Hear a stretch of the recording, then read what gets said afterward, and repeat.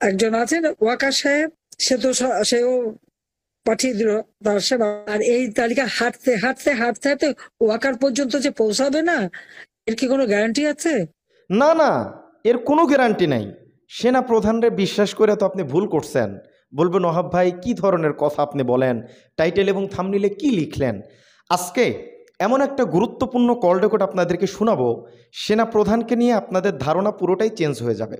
BNP যে বলতেছে যে জামাত ইসলাম একের পর এক তাদের নেতাকর্মীদেরকে বিভিন্ন পদে বসায়া তারা ক্ষমতায় যাওয়ার একটা চেষ্টা করতেছে, অপরদিকে এখন অভিযোগ তোলা হচ্ছে সেনাপ্রধান ওয়াকারুজ্জামান সাহেব নাকি জামাতের হয়ে কাজ করতেছেন। এটা আমার কথা না, আজকে কল রেকর্ডে সব কিছু প্রমাণ হয়ে যাবে। সেনাপ্রধানকে নিয়ে একের পর এক আপনাদের অভিযোগের শেষ নাই, আজকে আবার নতুন মাত্রা যোগ করা হয়েছে। অডিও কল রেকর্ডটি শোনাবো, তার আগে দেশের ভিতরে একটা গরম একটা অবস্থা গণভোট নিয়ে আপনারা তো দেখতেইছেন। মানে বিএনপি একটা মহাবিপদে পড়ে গেছে, কেবল তো শুরু, নির্বাচন এখনো আসে নাই। এর আগেই এই সমস্ত কর্মকাণ্ড হচ্ছে। আপনারা কি মনে করেন যে ফেব্রুয়ারিতে নির্বাচন হবে আর নির্বাচন হলেই সেই নির্বাচনী সরকার টিকতে পারবে? শেখ হাসিনা তো একের পর এক বলতেইছে যে আমারে সারা নির্বাচন করলে আমার নেতাকর্মীরা মানবে না, তারা মিছিল মিটিং করবে, এত এত লাখ লাখ কর্মী বাদ দিয়ে আপনারা নির্বাচন করবেন। তো যাই হোক, আজকে আমরা সেই কল রেকর্ডটি শোনাবো, তার আগে গুরুত্বপূর্ণ কয়েকটা বার্তা একটু আপনাদের মাঝে উপস্থাপনা করতে চাই। চ্যানেলে নতুন হলে প্রতিদিনের অথেন্টিক লেটেস্ট সত্য আপডেটগুলো সবার আগে পেতে আমাদের চ্যানেলটি সাবস্ক্রাইব করবেন, ভিডিওতে একটা লাইক করবেন। দেশের অবস্থা যে ভালো না, এটা আমাদের আসিফ নজরুলের কথায় আরও স্পষ্ট হয়। তিনি বলছেন রাজনৈতিক দলগুলোর বিরোধের মধ্যে সরকার কি করবে বুঝতে পারতেছে না। ডক্টর ইউনূস আসলে কি করবে এটা বুঝতে পারতেছে না, এটা হচ্ছে আইন উপদেষ্টার কথা।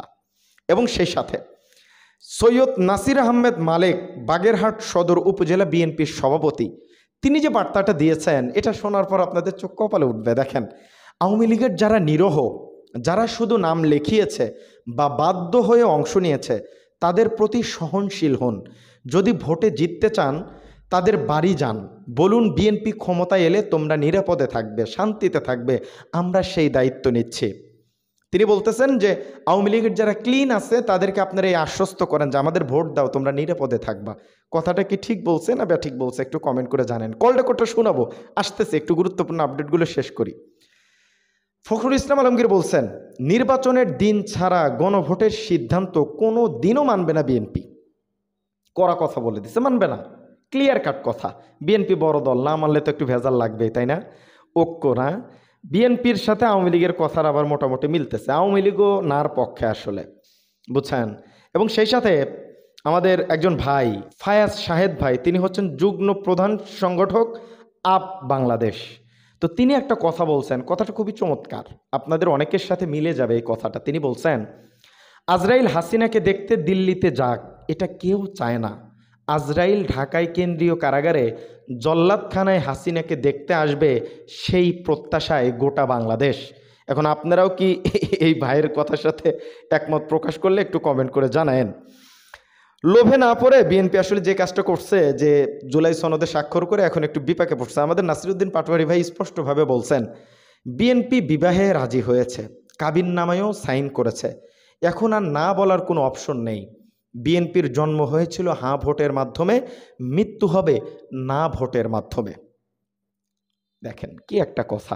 চলেন, অনেকগুলো বার্তা শুনলাম, এবার আমরা একটু কল রেকর্ডটা শোনাবো। আমাদের আসাদুজ্জামান খান কামাল সাহেব আছে না, স্বরাষ্ট্রমন্ত্রী ছিল, তিনি সেনাপ্রধানকে নিয়ে বিস্ফোরক মন্তব্য করছেন। কল রেকর্ডটা শুনলেই বুঝতে পারবেন সেনাপ্রধান নাকি জামাত ইসলামের হয়ে কাজ করতেছে। চলেন কল রেকর্ডটা একটু শুনে আসি, তারপরে আরো কিছু বার্তা আপনাদেরকে দিব ইনশাআল্লাহ।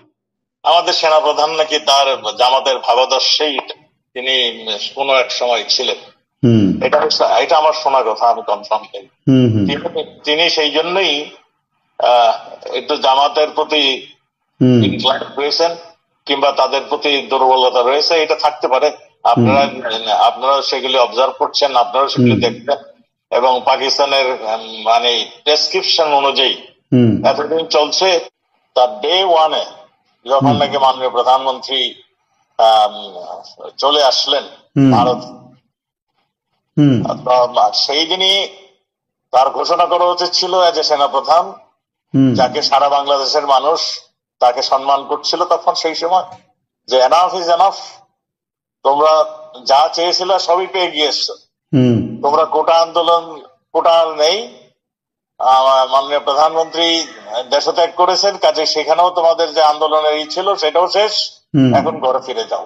আর কোনো যাতে রক্তপাত না হয় আমরা মানে শেষ, তাহলে কঠোর হস্তে আমাদের দমন করতে বাধ্য হবো। আর কোনো ধ্বংস যাতে না হয়, এবং ভবিষ্যতে কনস্টিটিউশন অনুযায়ী এরপরে যা করণীয় সেটা আমরা করার জন্য আমরা বসবো, আমরা আলোচনা করে সেটা সিদ্ধান্ত নেব। এটা তার বলা উচিত ছিল, কিন্তু এই জায়গাটাই তিনি বলেননি কেন আমি ক্লিয়ার নই। তার যা করা উচিত ছিল সেটা তিনি করতে ব্যর্থ হয়েছেন, কিংবা করেননি, কিংবা তিনি করতে মানে হয়তো প্রেশারের পরে তিনি করেননি। কি প্রেশার কি সেটা আমি জানি না, আমি সে বলতে পারবো না। প্রিয় দর্শক মণ্ডলী, কল রেকর্ডটি শুনলেন। আসাদুজ্জামান খান কামাল ভাইয়ের কথাগুলো আপনারা শুনতে পারছেন। এখানে তো আমি আসলে কিছু বলি নাই, আমার কোনো কথা না। আসলে এখন আপনারা কি বলবেন বলেন? কিছু বলার আছে? আল্লাহ আল্লাহ মাফ করো। যে একটা অবস্থা তৈরি হয়েছে দেশের মধ্যে, এটা আসলে খুবই খুবই দুঃখজনক। এটা আসলে ঐক্য যেটা হওয়ার কথা সেটা তো হচ্ছেই না, বরং আরও বিভেদ তৈরি হচ্ছে দেশের মধ্যে। নির্বাচন দিবেন, নির্বাচন হবে, এই অবস্থা যদি চলতে থাকে, গণভোট আপনারা চান একদিনে, বিএনপি চায় আর একদিনে, এই হচ্ছে অবস্থা। এখন তো বিএনপি সরাসরি, আমাদের রেজভি ভাই কি বলছে একটু শোনাই আপনাদের, অনেক উপরেতে আমি শুনাইছি। রেজভি ভাই যেটা বলছে যে জুলাই সনদে বিএনপির স্বাক্ষরিত পৃষ্ঠা বদলে অন্য পৃষ্ঠা ঢুকানো হয়েছে, এটি খুবই দুঃখজনক। ডক্টর মোহাম্মদ ইউনূসের গঠন করা কমিশন থেকে এরকম প্রতারণামূলক কাজ প্রত্যাশিত নয়। এই অভিযোগ যখন তোলা হয় তখন বলেন আর কিছু থাকে? এই যে এখন গণভোটের ব্যাপারটা, এটা বিএনপি বিপদে পড়ে গেছে, এই কাগজপাতি নাকি পাল্টানো হয়েছে, এটা দুঃখজনক না? কি একটা অবস্থা! আহা, ভারত অবস্থা অবশ্য ভালো হয়েছে। ডোনাল্ড ট্রাম্প মোদিকে একের পর এক অ্যাটাকিং কথাবার্তা বলে যাচ্ছেন, আপনারা দেখতেছেন সোশ্যাল মিডিয়ায়। তো আমাদের রাহুল গান্ধী যিনি আছেন ভারতের, তিনি বলছেন যে ট্রাম্প আপনাকে একের পর এক দেশে অপমান করছে, এক এক দেশে এক একভাবে অপমান করছে, সাহস করে জবাব দিন।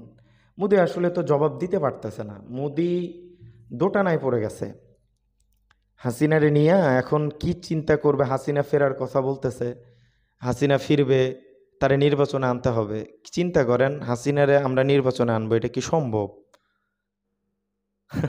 এতগুলো মানুষের সাথে গাদ্দারি করা হবে না? যাই হোক, যেই ক্ষমতায় আসুক, অবশ্য আওয়ামী লীগের ব্যাপারে তারা হয়তো কঠোর হবে, এখন হয়তো পারতেছে না, কারণ দেশে আওয়ামী লীগ অনেক ধরনের কর্মকাণ্ড ঘটাইতেছে, তাদেরও একটু ভয় ডর আছে, নাকি বলেন আপনারা?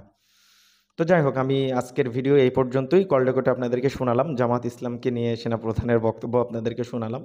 আমি চেষ্টা করি অথেন্টিক আপডেটগুলো আপনাদেরকে দিতে। আপনারা আমাদের চ্যানেলটি সাপোর্ট করবেন, আমাদেরকে সাবস্ক্রাইব করবেন চ্যানেলে, এগুলো লাইক কমেন্ট করে আমাদেরকে একটু উৎসাহ দিবেন। আজকের ভিডিও পর্যন্তই, দেখা হচ্ছে পরবর্তী অন্য কোনো ভিডিওতে। সত্য নিয়ে কাজ করি, সবসময় সত্য বলার চেষ্টা করব। আপনারা পাশে থাকলে অবশ্যই ভালো কিছু করব। ভালো থাকবেন, সুস্থ থাকবেন। আসসালামু আলাইকুম রহমতুল্লাহি ওয়া বারাকাতুহু।